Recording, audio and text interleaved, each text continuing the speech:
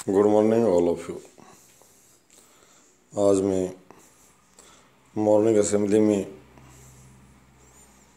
अपने पहले की करी के लिए आप सबके सहयोग के लिए आभार व्यक्त करूँगा। और हमने कहा था नो पोस्टराइजेशन ऑन वॉल्स, किसी भी रूप में और किसी के द्वारा भी। ये किसी राजनीतिक दल की बात नहीं, किसी व्यक्ति द्वारा उत्पाद बेचने के लिए या उसका विज्ञापन करने के लिए दीवार वॉल पेंटिंग और पोस्टराइजेशन का पोस्टर्स का सहारा न लिया जाए। इसके लिए आज गोवा के मुख्यमंत्री महोदय को मैं बहुत ही साधुवाद देना चाहूँगा। उन्होंने कहा है खुलकर कि हमारे यहाँ गोवा में जो पर्यटन का केंद्र है, भारत में जो राज्य या शहर पणजी हुए गोवा, कहा गया कि यहाँ कुछ दलों के नाम भी लिए, तृणमूल कांग्रेस और आम आदमी पार्टी को नाम लेकर। ये नहीं कि नाम से न लिए, नाम से कहना एक और भी बड़ी बात है। और सबसे बड़ी बात ये है उनकी कि वो स्वयं अगर कहा कि नियम स्वयं पर लागू भी हो गया कि औरों को उन्होंने आरोपित किया है कि ब्लेम किया कि वो हमारे शहर की सुंदरता और पर्यटन के इस महान केंद्र को पोस्टरों द्वारा गंदा कर रहे हैं, प्रदूषण फैला रहे हैं। मुख्यमंत्री मोदी को साधुवाद, स्वयं भी अपने दल के कार्यकर्ताओं को रोकें और दूसरों को भी इस तरह की नसीहत और इस बात को आगे बढ़ाया जो हमने बहुत पहले डाला था कि आज के इस युग में मैं हो। और एनजीटी भी मैं कहूँगा जो ऑनरेबल एनजीटी है वो भी इस तरह के आदेश जारी करे, प्रदूषण के लिए सामूहिक प्रयास तेज करेंगे। निश्चित रूप से रुकेगा प्रदूषण। हमारी लापरवाही और कानून की पालना न करवाने से कानून सुनिश्चित करवाया जाएगा कि जो लोग प्रदूषण फैला रहे हैं किसी अर्थ में उनको kick to criminals, hate to criminals. इसलिए चैनल ने प्रमोशन किया है कि अवैध चाहे खनन हो, अवैध चाहे संचालन हो, कुछ भी हो, प्रदूषण रुकेगा।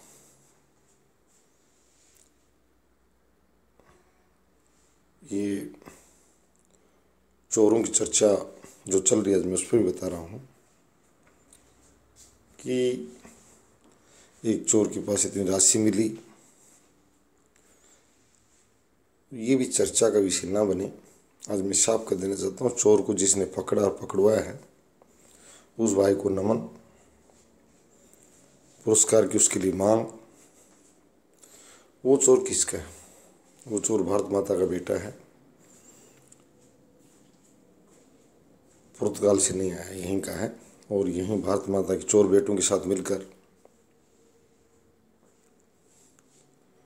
चांदी कुट्टी चोर ने। और यदि उसने विधिवत रूप से टैक्स देकर कोई राशि कमा रखी है तो कोई चर्चा विषय नहीं है, वो सफ़ेद धन है। चर्चा उसी की है जिसने राशि न दे रखी हो। और इस तरह के लोगों से अगर राशि मिलने पर चोरों चर्चा विषय न बनाकर चर्चा ये बनाई जाए, आज मैं बहुत ही मजबूत बात बता रहा हूँ, उस राशि उस सरकारी खाते में डाल दी जाए, जन खाते, पब्लिक अकाउंट। ये संसद भी, जो मैं पहले भी कह रहा हूँ, जो कोई यहाँ बड़े अच्छे बोलार बतूनी हमारी भाषा में जो बोलते हैं, उन भाइयों से मैं कह रहा हूँ कि वो सिर्फ कच्चे पायजामे के रंगों के आरोप प्रत्यारोप न करें, सूट सलवारों की चर्चा न करें। चर्चा का जो आज विषय है वो है चोरी का धन और भारत भरा हुआ है। भारत माता एक बहुत बड़ा खजाना है, विदेशियों को पता था, आज भी है। क्षेत्रफल किसी का 6 गुना होगा, किसी का 4 गुना होगा, किसी का 3 गुना होगा। धन यहाँ से ज़्यादा कहीं नहीं है। ये इकोनॉमी जो आपको छोटी दिखाई जा रही है, ये धन चोरी में गया हुआ है। इस धन को अगर बाहर जूझ आएगा, ये भारत माता से बड़ी माता कोई नहीं, सारी छोटी माताएं। तो आज मैं यही बता रहा हूँ कि सभी मिलकर जो चोरी का धन ज़्यादा से ज़्यादा पकड़ा जाए और जन खाते में डाला जाए। ये हमें पता है, ये उसका है, ये उसका है, निश्चित रूप से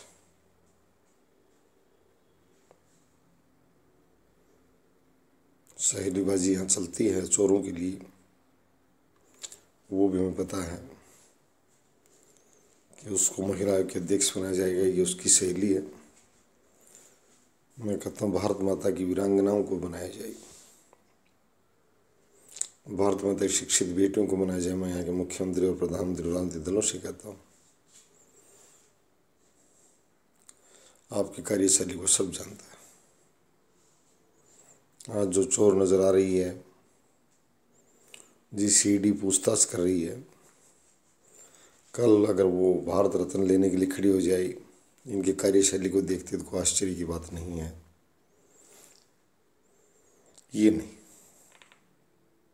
राज्यपाल बनाइए जजेस मोहदेज को, एक परंपरा बनाइए, जैसे हमारे यहाँ परंपरा बनाई गई थी। हमें कोई आपत्ति नहीं है, अगर परंपरा होगी तो बतौर रिश्वत टाइप पद ना लगे। चीफ जस्टिस महोदय, हर जस्टिस महोदय को अगर ये पुरस्कार, और राज्यपाल जो मुख्य न्यायाधीश महोदय हैं उच्च न्यायालयों भी, यानी अच्छे जो न्यायपालक, कोई प्रधान न्यायाधीश की बात नहीं है। कई बार हमने देखा है एसडीजीएम के कोर्ट में बैठा भी कई बार एक से एक जज और लॉयर, बड़ी विधि वेता है। वैधानिक पदों पर तो मैं ये कह रहा हूँ कि एलएलबी और जुडिशियल एक्सपीरियंस या लॉ एक्सपीरियंस, इन लोगों को तो एक सिंपल सी बात होनी चाहिए कि वैधानिक मामलों का जानकार, संवैधानिक मामलों का जानकार व्यक्ति तो हो ही, और संविधान में आस्था रखता अकेला जानकार नहीं। हमारे शपथ दिलाई जाती है एचपीएससी, यूपीएससी, आरपीएससी, जो यानी ये यूपीपीएससी, मैं संविधान में आस्था रखूँगा। भैया रखो। एक एडवर्टाइजमेंट हमने डाला था 2019 की हाईएस्ट एजुकेटेड लेडी के नाम से, इनके सभी मंत्रालयों को भेजा गया है, राज्यों और केंद्र को, कि पुरस्कार पेंडिंग है, उसके लिए सभी दुआ करें हैं। और मैं सभी श्रोताओं से भी बता रहा हूँ, इन सभी को शर्म भी आ रही है उसको पुरस्कार देने में। अगर कोई कहीं नहीं आ रही है तो भाई आकर आगे देख लो, आप जो कहोगे वो आपको, आपका शुल्क मिलेगा वकालत का। आ रही है अभी छटनी वीर की होनी शुरू हो, लोकतंत्र यही कहता है। राजतंत्रात्मक या मुगल कालीन व्यवस्था में शुरू से कहते हैं साले को सेनापति बनाने का रिवाज था। अगर वीर है तो सैनिक बने, वो ये नहीं कह रहे थे वीर आप नहीं, आप वीर हैं तो आप सैनिक बने, आपको लड़ना है। परंतु जो बहुत चमक धमक वाला पद तो मेरे साले को दूंगा, नहीं पत्नी नाराज हो जाएगी। लोकतांत्रिक व्यवस्था नहीं, अभी भी राजतंत्र व्यवस्था की बदबू आ रही बुरी तरह से। चोरों की चर्चा तब की जाती है जब चोर अपना ना हो, जब चोर अपना हो तो स्थिति उल्ट हो जाती है। ये राजनीतिक दलों से मैं साझा रूप से कर रहा हूँ, चोर अपना पराया नहीं होता। अगर आप चोरों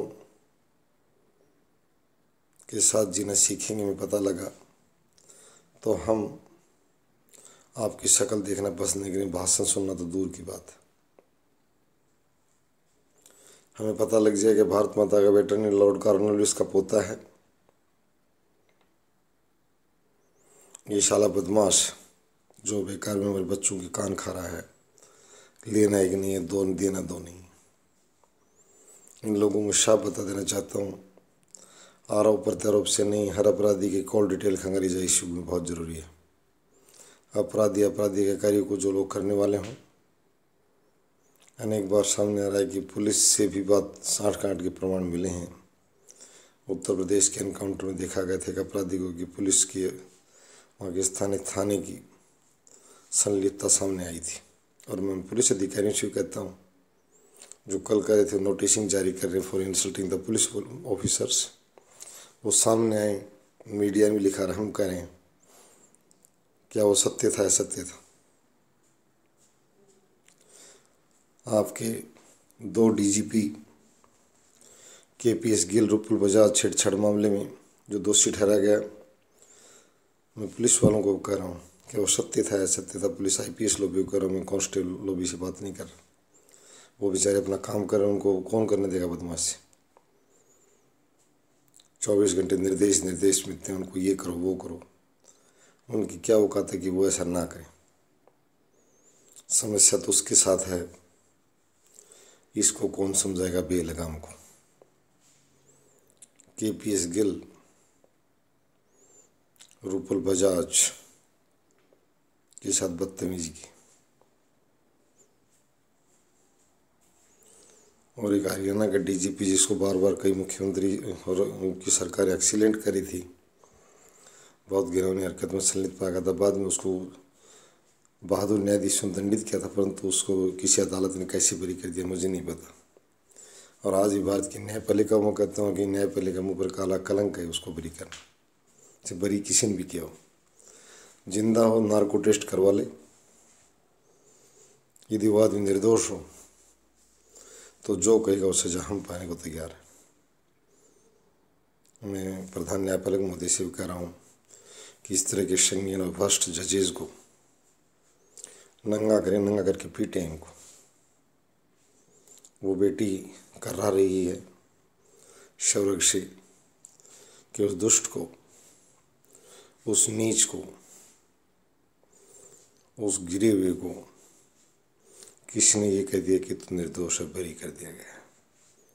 और बहादुर जजेज को भी मैं नमन करता हूँ मॉर्निंग असेंबली में, जिन्होंने अपनी ज़मीर का परिचय दिया था, जिन्होंने भारत में आए बेटों को ये दिखाने का प्रयास किया था कि मैं 100 करोड़ की लात मारता हूँ। ऐसी भ्रष्ट लक्ष्य पूजन में अपनी मेहनत की कमाई का करता हूँ। इन काले कागजों को मैं नहीं पूछता।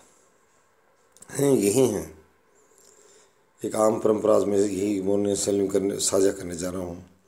चोरों ने कहा कि सबको चरित्रहीन कह दो ताकि हम पहचान में ना आए। नहीं, ऐसा नहीं भैया। ABC 3 श्रेणी है। जज बहादुर भी हैं जो अपना ज़मीर नहीं बेचा किसी भी कीमत पर, और ये कहा कि तेरे को जेल की हवा खिलाऊंगा। अपना काम कर डाला। आगे चप्पल चोर बैठा था, साले ने उस नीच और भ्रष्ट आदमी को, वो खुद उससे गिरा हुआ था, मैं ये कहूँगा, उसको बाहर निकाल दिया फाटक से। ये परंपरा विकसित ना हो। मैं प्रधान न्यायपालक महोदय से कहता हूँ, गलत जजेस देने के लिए, जो डिसीजन देने के लिए सिर्फ पुनरावलोकन की व्यवस्था न हो, अपीलिंग की व्यवस्था न हो। अगर कोई मामला स्पष्ट रूप से दिख रहा है कि प्रामाणिकता थी और इसने जानबूझकर बदमाशी की है रात वाले गोरख धंधे से, उसको खुद को कड़ी सजा दी जाए। डिसमिसल के साथ काम नहीं चलेगा, उसको खुद को कड़ी सजा दी जाए। और मैं तो ये कहता हूँ, ऐसे मामलों कई बार भारत के जो सामाजिक न्याय, जो हम लीगल लोक अदालतों की बात करते हैं, अरे भैया लोक अदालत अनपढ़ हूँ क्या बताओगी? ये जो इस टाइप के जजेज हैं वो भी मैं लोक अदालत में दूँ? हम बताएं उनको तुम क्या हो। महाअभियोग चलाने की जरूरत नहीं पड़ेगी, थप्पड़ मारने की जरूरत नहीं पड़ेगी। हम उनकी बदतमीजी उनके सामने हम बर्बाद देंगे उनसे। क्या क्या था? चोरों को चप्पल मारने की जरूरत नहीं है, चोरों की चमचागिरी की जरूरत नहीं है, चोरों की चापलूसी की जरूरत नहीं है। उनके पास माल है, वो जब कोई भारत का किसी भी रूप में जो है नागरिक, जरूरी है नागरिक भी हो सकता है, जो भी यहाँ रह रहे हैं उनके पास धन बहुत। हमारे यहाँ चोरों के पास एक अभियान चलाया जाना चाहिए सफाई की तरह, चोरों का धन सफाई अभियान बहुत आएगा। मैं कह रहा हूँ यहाँ की जितनी भी जो एजेंसियाँ हैं उनमें नियुक्त अधिकारियों से कि भारत माता के बेटे भगत सिंह जी को याद करके बनने की प्रेरणा लें और चोरों पर शिकंजा कस दें। माल बहुत है, ये उसका है, ये उसका, जब ढूंढोगे तो सब किसी न किसी के हैं ये, और उसी शरण में पले, उसी गोद में पले बड़े हैं। जब इनके मोबाइल आप पब्लिक को सुनाओगे तब आंखें खुलेंगी कि ये किसका था, वो किसका था। हम किसी का नाम नहीं लेंगे। बहुत लोग चोर और चोरों के जो सरदार, अभी सिर्फ चोर चोर सामने आते हैं, सरदारों के नाम छिपा लिए जाते हैं। हमने बार बार कहा अपराधियों की गिरफ्त के बाद में एक बार जनसमूह के सामने जैसे ओपन डिबेट होती, जब पुलिस की गिरफ्त में पत्रकारों को ऐसे ही बुलाकर उसके कॉल डिटेल तो सुना दो कि था किसका। ये बहुत बड़ी बात है। पहले पूछा करते थे लोकल सामान्य आदमी, बेटा किसका है, किसका, मतलब कि पिताजी या दादाजी का क्या नाम है। आज इन चोरों के भी नकली पिताजी दादाजी आपस में चिल्ला रहे हैं कि मैं इसका पापा नहीं हूँ। कल जो इतर का जो 250 करोड़ का जो चोर ये करें कि चोरी का धन है वो घर में नहीं। अब ये तो नहीं देखा डिपार्टमेंट की इंफॉर्मेशन की उसका कितना टैक्स पेड था यानी टैक्स पेड है, पर गलियारों में चर्चा राजनीतिक गलियारों में कि इसके पापा मैं नहीं हूँ, वो करा वो पापा है, वो करा वो पापा है। नहीं, कॉल डिटेल निकालो, पता लग जाएगा इसके पापा कौन कौन। किसी का नाम लेने की ज़रूरत नहीं है। जनता भारत की जाग चुकी है, पहचान चुकी है। अब शोर मचाने से काम नहीं चलेगा। चोरों का पतन आज नहीं तो कल निश्चित रूप से भारत माता करेगी। इसी आशा के साथ, इसी आह्वान के साथ सभी को पुनः नमस्ते, धन्यवाद।